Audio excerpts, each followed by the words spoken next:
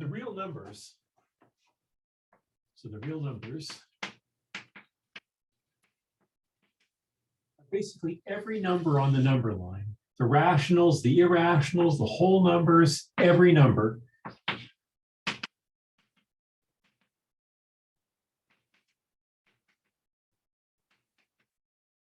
So numbers like 1/2 are there. Numbers like the square root of 2, which is an irrational number. It's approximately equal to 1.414 and so on. But it goes on forever, it never terminates, and it never repeats. Every number on the number line is in the real numbers. We often denote the entire real numbers by an R with a double bar down the left-hand side. So this symbol R is every number between -infinity and infinity. It's every number on the real number line. And if we wanted to denote the real number line, if we wanted to denote all of R, we can just take the real number line and shade it in. Every number between -infinity to infinity is there. Sometimes we're interested in just a subset of those numbers. And one of the most common kinds of subsets that we take are intervals. Intervals come in several flavors. I can have an interval like this. This is every number on the number line between 1 and 3, including the 1 and including the 3. That's what the square brackets denote. It means we include the 1 and include the 3. So if we wanted to note this interval, we'll put a closed circle at 1 to indicate we include it, a closed circle at 3 to indicate we include it, and we will shade everything in between. So closed circle at 1, closed circle at 3, shade everything in between. We can also describe the same interval using inequalities. We can say X is everything that's between 1 and 3. And notice that I've used a less than or equal sign there and a less than or equal sign there to indicate that we do include the 1 and we do include the 3. X is every number that's greater than or equal to 1 and less than or equal to 3. So this is really shorthand notation for X is greater than or equal to 1 and it's less than or equal to 3, everything on the real number line between 1 and 3. This is called a closed interval.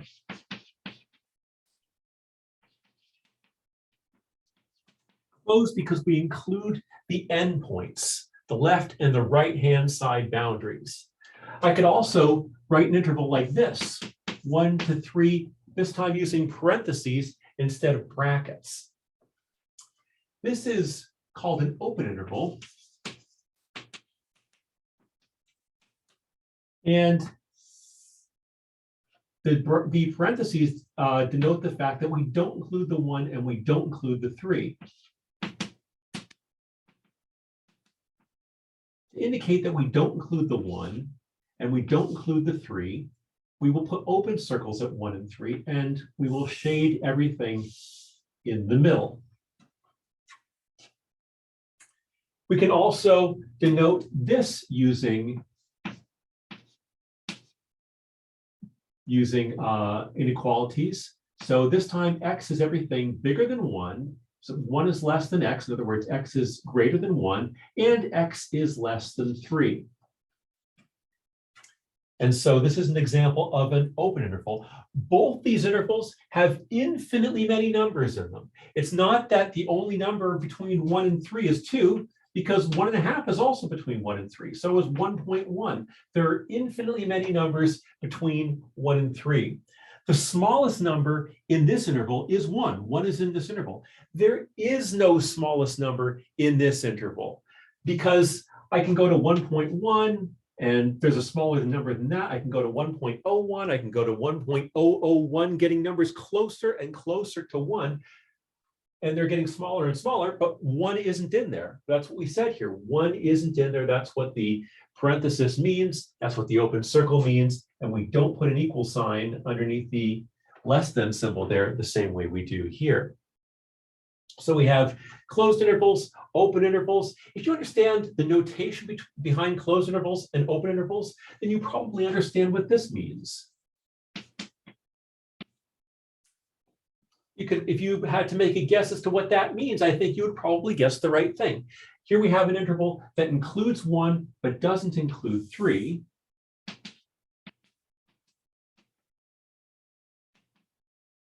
So it includes 1, we'll put a closed circle at 1. It doesn't include 3, we'll put an open circle at 3, and we will shade everything in the middle.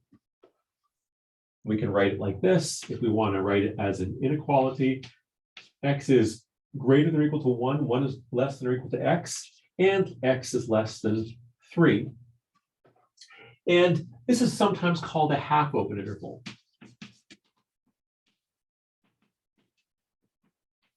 It's usually called a half open interval. If you called it a half closed interval, I'm sure people would understand what we're talking about, but the normal term is half open interval.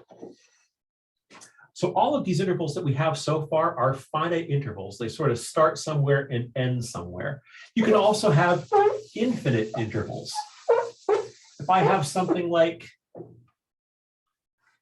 the interval 1, comma, and then I'll use the symbol for infinity, this means everything greater than 1, and that's the only condition on it. So 0, 1, 2, 3. I'm starting at 0, but I could have easily put a -1 there.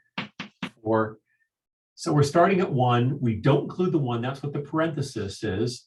And then we include everything to the right of 1. So everything greater than 1. This is x is greater than 1 or 1 is less than x. Those two things mean exactly the same thing. And so this is an infinite interval. It also happens to be an open interval. Now notice that right next to the infinity, I put a parenthesis rather than a bracket. Right next to an infinity or right next to a minus infinity, you always put a parenthesis, never a bracket, because infinity is not a number. You can't actually include it in the interval.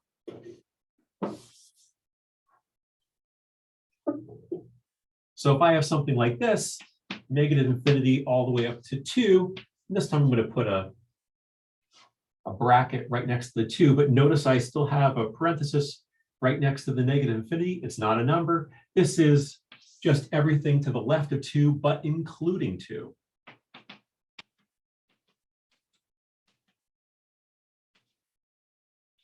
So we're going to include 2 and everything to the left of here. And so we could write this as x is less than or equal to 2 if we want, or 2 is greater than or equal to x, which would mean exactly the same thing.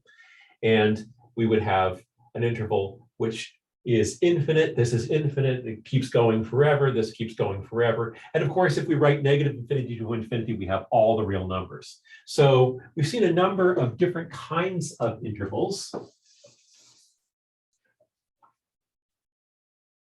Let me introduce 2 other pieces of notation. This means intersection, and this means union. So if I take something like this, 1, 3, intersection, 2, 4, let me explain what that means, what the intersection in the middle means. So let's just graph both of those. So 0, 1, 2, 3, 4, 5, a little bit further here. So 1, 3, we know exactly what that looks like. Open circle at 1, open circle at 3, shade everything in the middle. 2, 4, make sure the numbers line up. Closed circle at 2, closed circle at 4, shade everything in the middle. Intersection means that you take everything that is simultaneously in both of these sets. It has to be in the first set and simultaneously in the second set. So there are numbers like 1.5 that are in the first set, but they're not in the second set. I don't include them. The very first number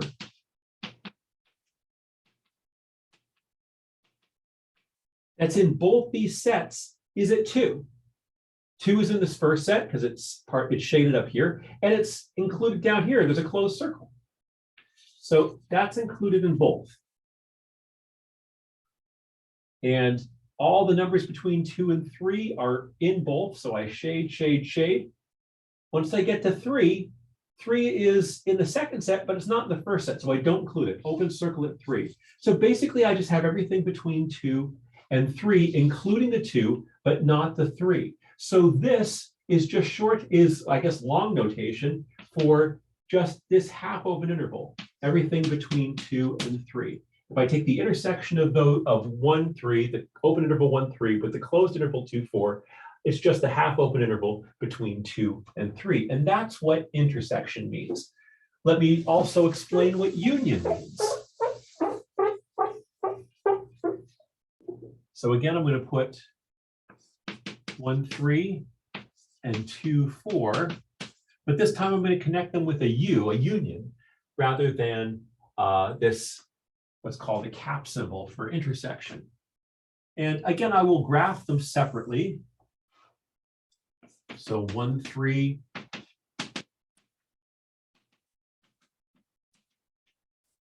everything between 1 and 3, not including the 1, not including the 3.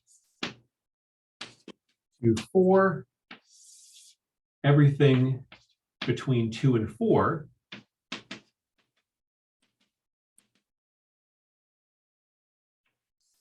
But this time I'm going to include the 2 and I'm going to include the 4. That's what the square brackets means. And when I take the union, what it means is that I take everything that's in one set or the other set or both.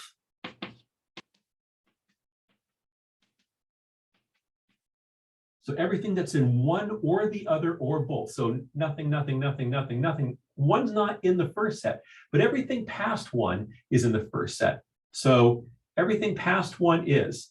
So now I'm in the first set. Once I get to 2, now I'm in both sets. That's fine. I keep going, keep going, keep going till I get to 3.